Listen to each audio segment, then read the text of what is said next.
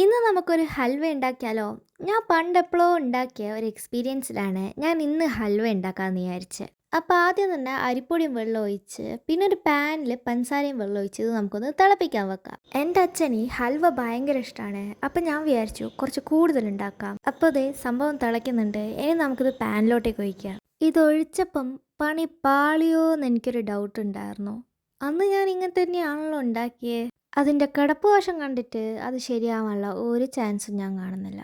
എന്തായാലും ഞാൻ അതിൽ കുറച്ച് നെയ്യും കാഷ്യൊക്കെ ഇട്ടിട്ടുണ്ട്. ഇപ്പം എനിക്കൊരു ഡൗട്ട്, ഞാനിനി മൈദ കൊണ്ടാണോ അത് ഉണ്ടാക്കിയത്? എന്തായാലും സംഗതി ഒരു പരുവായിട്ടുണ്ട്. ഇത് കണ്ടിട്ട് എനിക്ക് കേസരിയൊക്കെ പോലെയാണ് തോന്നിയത്. ഇപ്പോൾ ഒരു കാര്യം മനസ്സിലായല്ലോ, പണ്ടത്തെ ഓർമ്മയിൽ ഒരു സാധനം നോക്കാണ്ട് ഉണ്ടാക്കരുത്.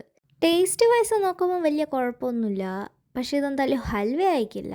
എന്തോ പുതിയ സാധനമാണ് ഞാൻ ഉണ്ടാക്കിയത്. അപ്പം ഇന്ന് അത്രേ ഉള്ളൂ. ബായ്.